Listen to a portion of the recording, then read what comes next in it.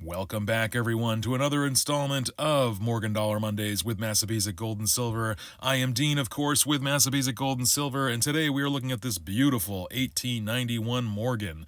But before we get into which mint it is from, please remember to like and subscribe to our channel, turn on notifications so you get up-to-date content from us, and please remember to share our videos with folks that you think would enjoy them. Let's take a closer look at this beautiful 1891 Morgan. Right off, you can see that this is a well-struck coin. For the most part, all the features are very sharp. Yes, there are some contact marks on her cheek and in front of her face, but for the most part, this is a beautiful coin. There's not too many distractions on it. There's a little bit of toning. You know how I feel about toning. I don't mind it too much, especially along the rim like it is here. You know, it just kind of adds a little bit to the overall originality of the coin, or at least in my view it does. Little die crack here that runs along the stars and the date. I always like seeing die cracks. I don't know. It's nothing too spectacular there, but I do like them.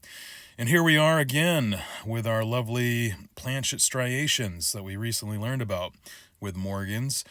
And that's a big hint of which mint this Morgan is, because as we learned, the 1878 S Morgan, those striations are typically found on, but there was another mint that Van Allen in Malice talks about having some of these planchet striations, and that's through a big hint, so we're going to wait to find out. But again, looking at the obverse here before we get to that mint mark, you can see that the fields are relatively open, not many contact marks, nothing too distracting. But again, if you were watching my other videos, you'd know that this is a CC Carson City Morgan, because we can see those planchet striations, which as Van Allen and Malice note, those are found really only on the 1878 S and on some of the Carson cities, and we are looking at one today.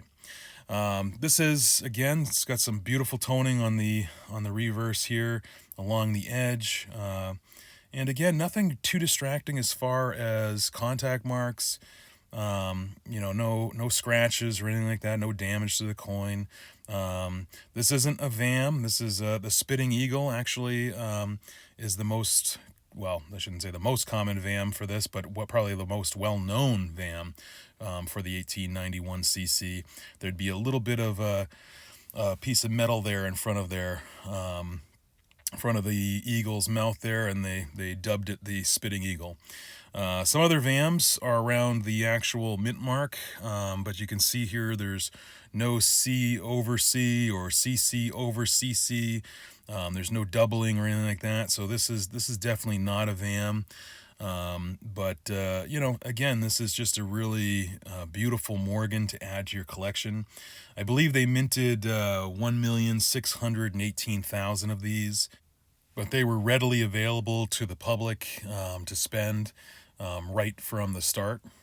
They weren't really hoarded in the same way as other Carson City Morgans were. So many folks were starting to spend these right off, you know, in 1891, 1892.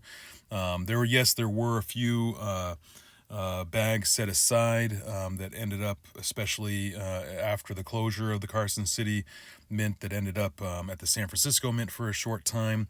But as Bowers talks about in his book, and many other numismatic writers about Carson City Morgans, they note that in the early half of the 20th century, so especially in the 1920s and into the 1940s, there were bags that were made available to the public, and they were literally dollar for dollar. They weren't sold at any type of premium like the Morgans later on were, when hoards were released later in the 70s. Yeah, so just imagine getting this coin for $1. Go into your local bank or wherever and say, yeah, I want some 91 cc's for $1. Here's $1 for it. That would be amazing. Here's another view of the planchet striations here. When I originally bought this coin, I actually thought that that was just a dye polish. It does, I will note that compared to the other video, the striations on this coin don't seem as deep as the 1884 CC that I had in the previous video I did on Morgan's. But again, it's just it's kind of neat to see, especially yeah, I just think it's cool. Again, that nice toning there, really nice. And anyway, getting back to the release of these, this is definitely not a common coin, but it's definitely not a key date. And for those who are playing along at home, what do you think the grade is? You know, personally, I think Annex did a great job grading this coin at MS64. I truly do believe that this is an MS64. I think if I was to send this to PCGS for crossover, I don't think it would be dropped a grade. I don't believe it would be upgraded either. I don't think this is an MS65 at all. I think the grade is fair. Go ahead and put in the comments if you agree with that, or if you disagree, that's fine. You know, I just like having a discussion, so let me know what you think. If this is really an MS63, or if you agree with the grade that Annex has put on it. I do go back and forth though with wanting to send it off to crossover with PCGS. I just like these old holders a lot. You know, I like how compact they are. I just enjoy the coins in these. I do know that it would sell much better in a PCGS holder. You know, I don't think it being in this type of holder is going to cause the coin to sell at a premium at all. Even if the coin was in an old A&A holder, I don't think it would be that much more add value to it. But if it was definitely in the PCGS holder at MS64, maybe even with a CAC sticker, you know, I think that this coin would probably CAC. You know, I think it's definitely in that AB range for the grade. Feel free to disagree with me in the comments. You know, this is just my opinion.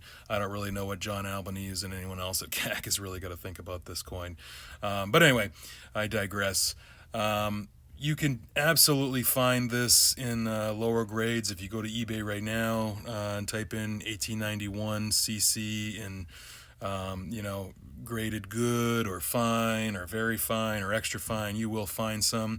I do know that Bowers and some other numismatic writers talk about that it is a scarcer date in lower grades, but it's not necessarily non-existent here. So you don't necessarily have to spend hundreds and hundreds on an 1891 CC. It's definitely in your grasp at a lower grade.